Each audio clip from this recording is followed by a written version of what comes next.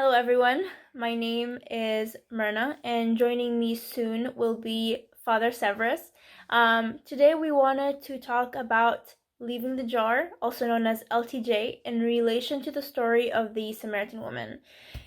So for anyone who has been keeping up with LTJ in its beginning stages, you'll know that LTJ is based strongly on the story of the Samaritan woman. So today we wanted to dig deep into the roots of LTJ and explain that connection. So to start us off, Father Severus will be covering a few similarities between the story of the Samaritan woman and the story of the crucifixion, because the story of the crucifixion is the ultimate story of salvation, and the ultimate goal of LTJ is to help save and rehabilitate people. Hi everybody, I hope you're doing well.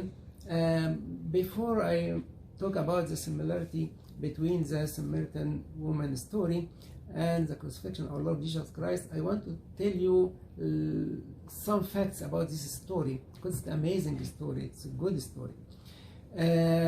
First, it's the longest dialogue that Jesus had with an individual. Helping someone, changing his or her life takes time. Second, it shows God's great love and his continual search for us. Third fact, it is a story of salvation. Actually, it's a miracle. Because changing and healing soul or spirit is much more difficult and harder and important than healing physically. Now, the similarity between the story of the Samaritan woman and the crucifixion of our Lord Jesus Christ in few points. First, Jesus went to the Samaritan woman at 6 hour, which was the same hour he was crucified on. So the same hour, the 6th hour, he went to the Samaritan woman, he also crucified on the cross. Second point, when Jesus reached the well, he was very tired, just like he was tired after carrying his cross and being beaten and whipped. So he went there very, very tired. And the verse says, now Jacob's well was there. Jesus, therefore, being wearied from his journey, sat thus by the well. It was about the 6th hour. He was very tired as he was on the cross. Another point, in both stories, Jesus was alone. His disciples, who were always with him, were not there. Another point, he was thirsty. He was thirsty on the cross and with the Samaritan woman. In the Samaritan woman's story, Jesus asked her for water. In the story of the crucifixion, Jesus said, I thirst. In both cases, he was able to deliver salvation to those of whom he asked water.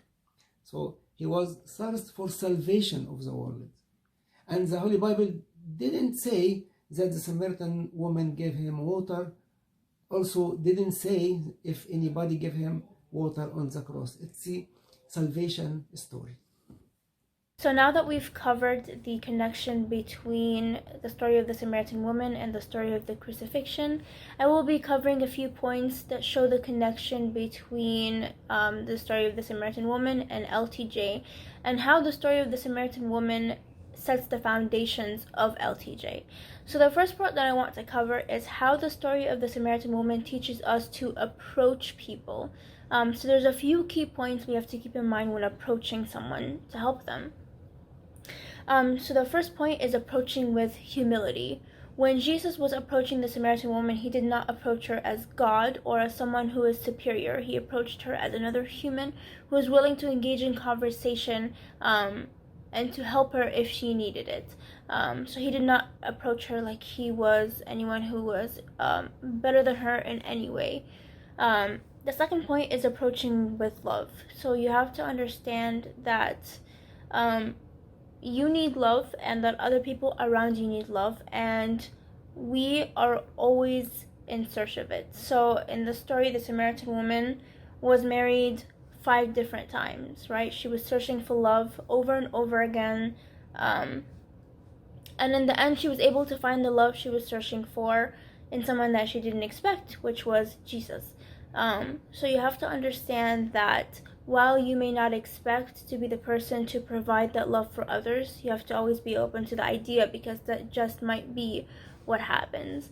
My third point is approaching with patience. So Jesus did not approach this woman and rush her through her stages of believing in him and engaging him in conversation. He didn't tell her to hurry up. In fact, as we covered earlier, this was the longest dialogue that he had with an individual.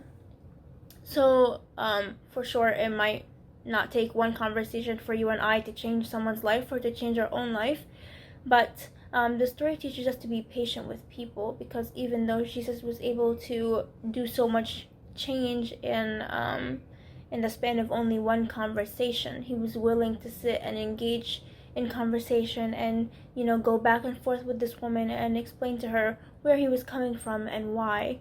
And my last section for learning to approach is approaching with a purpose. So in order to be able to achieve a goal, there has to be a purpose. So Jesus approached this woman with a purpose. He knew that he wanted to show her a different life that she could be living. He wanted to show her the faith that he had to offer, and so he approached her with that goal in mind.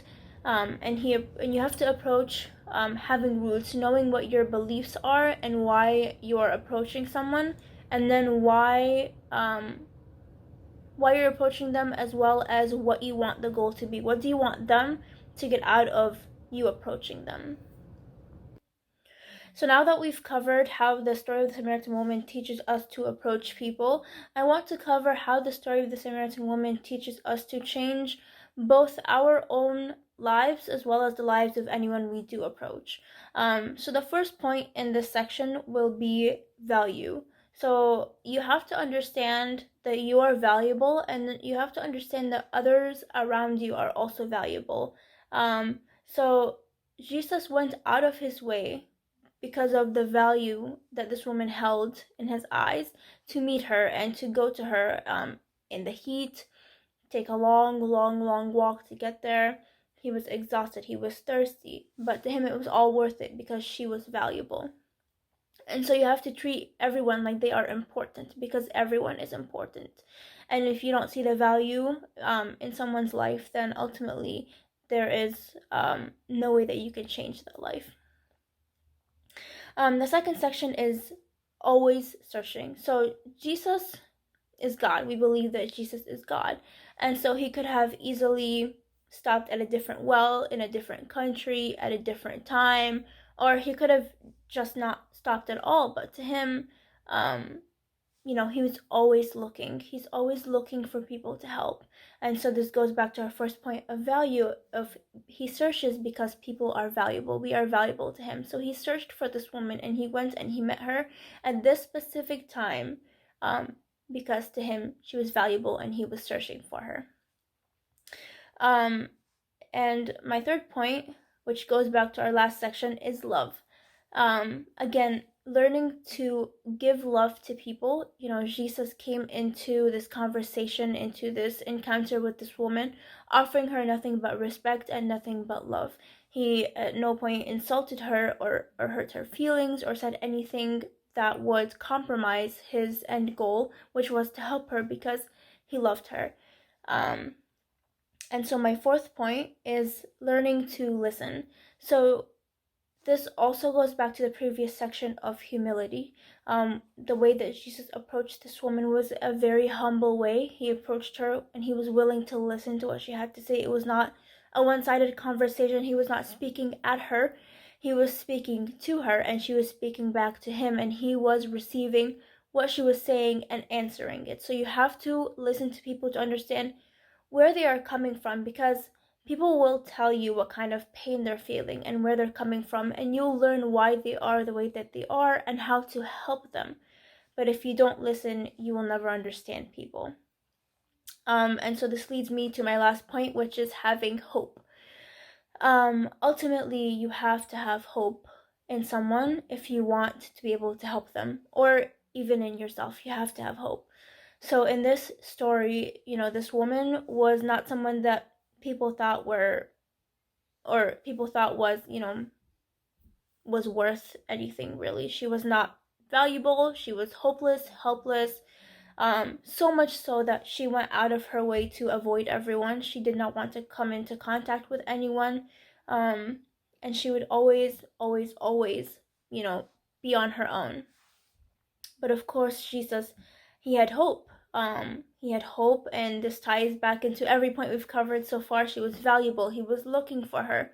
And he came and he listened to her. He engaged her in conversation, all because to him there was hope. It was not, it was not worthless. She was not helpless. There was hope for her to change. And he, in fact, instilled so much hope in her through their conversation and his patience with her that she left her pot, left everything behind, and ran into the town to the people that she avoids at all costs, just to tell them about this man she had met and how amazing he was. So him having hope ultimately led to everything that unfolded in this story. I encourage and challenge all of you, because it's not easy, but I encourage and challenge you to be the Jesus in someone else's life and in someone else's story. Be the person to bring hope, to bring faith. Be the person to listen and to engage people, and be the person to help them make changes for the better.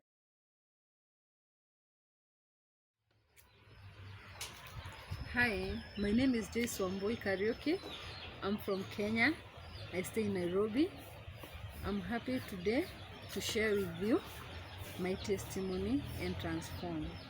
I used to be a sexual worker and almost 6 years, and have passed many struggle, and by the hand of God I met Father Elisha. With so many girls we used to work together, and he came to our rescue and he changed us. He changed us like in many ways, and we used to work. It was not easy meeting men, old men, strangers whom you didn't know like where to start. But since it was all about money, we could not care what we are being asked to do. I'm thankful today, since the day I met Abuna. It's almost 8 years, and he has changed me a lot. He changed us. He showed us the way to read Bible. Today I can read Bible, I can preach, I can sing, and I can pray.